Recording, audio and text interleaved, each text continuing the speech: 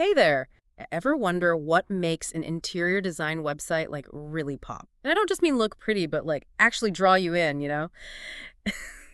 You shared this article with me by Site Design NW, and now I'm fascinated. It's got me thinking about how we experience design online. Yeah, it is fascinating. Site Design NW really dives deep. They get into the psychology of like web design, but specifically for visual stuff like interior design. Hmm. And they argue that any website that's good really needs to feel like a well-designed room. It should be welcoming, of course, but also functional and aesthetically pleasing too. Totally. So like walking into a hotel lobby that just wows you, they've got you at hello. Exactly, that impactful first impression. It matters. Site Design NOW really highlights how important that is. Like right off the bat, they're talking about the portfolio gallery. They say that has to be killer. Well, yeah. I mean, it's their digital showroom. It's the first thing you want to see. Right, but they go beyond just like show pretty pictures, which we all know is important. Yeah. But they say you need high-resolution images that are strategically categorized. Mm-hmm. So think room type, design style, maybe even the mood a space evokes. Ooh, so if I was like daydreaming about redoing my reading nook, to make it cozier, I could filter for that specific vibe. You got it. Yeah. It's all about making it easy, Yeah. Easy for visitors to connect with the work that speaks to them most. So you're scrolling through a gallery and you think, wow, they told to get me and my style. That's what they're talking about. That's the magic. Speaking of getting your audience, Site Design NOW's next point is about being super clear about the services you offer. Yeah, absolutely. Clear service offerings. That's what they call it. It's about taking away any sort of guesswork, right? Like no one wants to click through 5 pages trying to just figure out what you even do. Do you do modern farmhouse? Are you all about mid-century modern restorations? Make it clear. Oh my gosh, it reminds me of this time I was looking at a menu online, and like I spent ages browsing, and then finally at the very end I found out they don't even have vegetarian options. Such a letdown. Oh, I feel you. And Site Design NW would totally say that's like the prime example of what not to do. Use bold text, clear headings, make the navigation intuitive, just anything that makes life easier on the visitor. So it's not just that you're showcasing your skills, you're also showing that you understand your client and their needs right from the start. Exactly. Yeah. And that builds trust. Site Design NW says that is just absolutely crucial, especially in something like design, which can be so subjective. And how do you build that trust? You guessed it, client testimonials. Oh, testimonials. Those can totally make or break things for me. Like I'm someone who reads online reviews for pretty much everything. It's like that little extra you need, when you're about to commit to something. Totally. And Site Design NW is really emphasizing how in a field like interior design, where it's just so personal, those testimonials become even more powerful. Yeah, because it's one thing to say, oh, I'm great at what I do, but then when you've got all these other people. Right, like a whole chorus of happy clients singing your praises. Exactly. It's like. It adds a whole other level. It's proof. Yes, of credibility, right. Right. And don't just have like a general page that says testimonials. They were really specific about this. Categorize them by the type of project, the style, or even like the room. Oh, that's clever. So if I'm looking for someone to redo my bathroom in a minimalist style, I can see reviews from people who had minimalist bathroom remodels. There you go. It's like targeted reassurance. Exactly. Okay, so we've got showcasing your work, outlining services, and building trust. What's next on the list? What did Site Design NOW say is essential? So you've got someone who's interested, and you've convinced them you're the real deal. Now you have to make it easy for them to take that next step. Right, make it a no-brainer. Exactly. Consultation booking. Yes, I love that. That seamless transition from I'm interested to let's chat. Yes. And they talk about integrating like a calendar booking system. Yes. Which, oh my gosh, lifesavers. The best, right. No more endless email chains back and forth trying to figure out when everyone's available. The worst. Site Design NOW really emphasizes how important that is. Streamlining. Yes. Make it so easy for potential clients. It reminds me of this time I was trying to schedule a meeting with like 6 people, and it took us longer to find a date that worked for everyone than the actual meeting itself. Oh, I think we've all been there for sure. It's the worst. But it's these little things that you might not think about that can make you appear so much more professional and put together. Totally. Like they even mentioned data security, with online booking and payments. Oh, for sure. That's huge. You want people to feel confident about giving you their information online. Absolutely. Okay, so that's 4 out of 5 of Site Design NOW's essential elements for a really great interior design website. What's the grand It's finale? the engaging blog. So it's not enough to just have a beautiful website that functions well. You've got to give people a reason to keep coming back for more. Yes, they were very clear about this. A blog isn't some kind of afterthought. It's a really powerful tool to connect with your audience on a deeper level. It's like offering little design appetizers, to keep them hungry for the main course. Ooh, I love that analogy.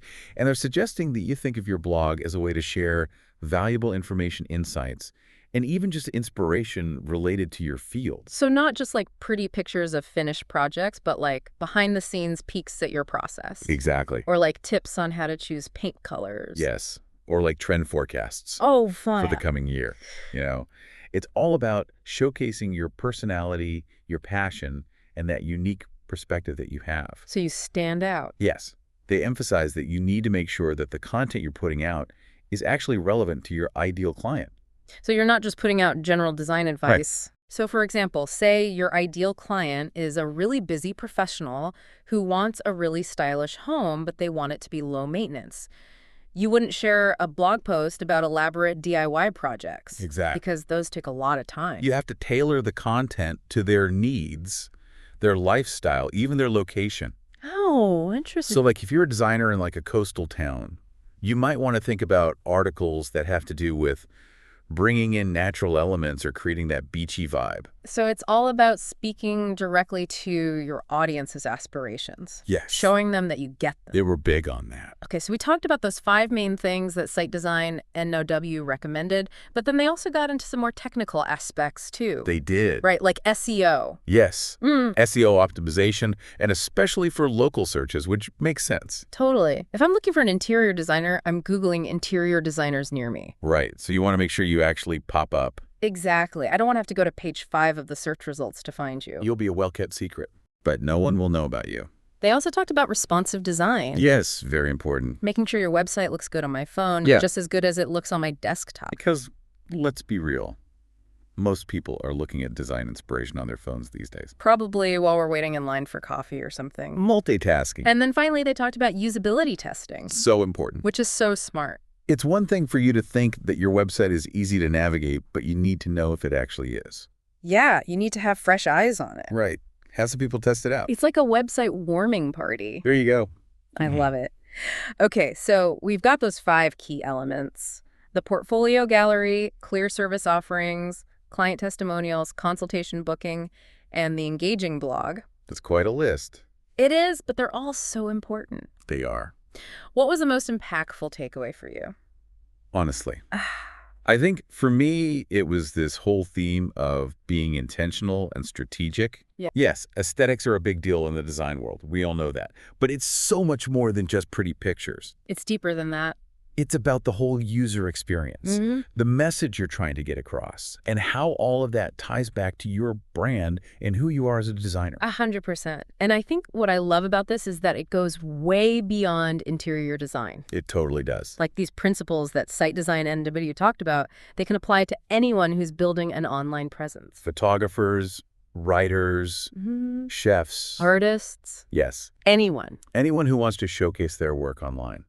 It's about taking these basic principles of design thinking, clarity, usability, user experience. And then you're using them in the digital world. Exactly. So interesting. So we're taking these website design ideas and using them in our real lives. Yeah. Like with our houses or even how we interact with people. It's kind of cool. It really is. Think about a house for a second. Site Design NW was talking about how websites need to have a clear structure that's easy to navigate. Right, so people don't get lost. Yeah. Exactly. Well, a well-designed house is like that too. Every room has a purpose, things flow naturally, and it reflects the people who live there. So instead of having like random vintage stuff all over the place, my house needs a theme. Like if my house was a website, what would the brand identity be? You got it. And remember how Site Design NW talked about visual hierarchy on a web page? Like using headings and images to guide the eye? Think about that in your house. Ooh, like the furniture placement. Yes. And the lighting and where you put pops of color, those things all create focal points and visual interest. It's not just what you have, but how you use it to tell a story. It's like you shouldn't have too much text on a website. Too much clutter. Exactly. You don't want to cram every inch of your home with furniture and decorations. You need white space. or I guess in this case, breathing room. It makes it more enjoyable to be in a space that's not so overwhelming. Yes, lets your eye rest. And speaking of enjoyable experiences, remember how Site Design NW talked about calls to action on a website? Like, click here to learn more. Yes. You can actually have those in your home too. Not real buttons, of course, but things that make people want to interact. A really comfy sofa is like a call to action to come sit and relax. Exactly. And a beautiful dining table makes you want to stay and talk after dinner. So it's like you're creating an experience, whether it's online or in your living room. It's about intentionality. Like, what are you saying with this space or this interaction, or even with your outfit? That's deep. It all goes back to those design principles: Mm. clarity, purpose, user experience, and how we can use them in every part of our lives. So we need to think about how our homes and our interactions make other people feel. Yes. Are you being welcoming and approachable? Are you interesting? It's something to think about. Wow, this has been an amazing deep dive. Thank you so much for talking about this with me. It's made me see things in a whole new way. My pleasure. And remember, design is a language. And the more we understand it, the better we can express ourselves Exactly. and connect with the world around us. This was great.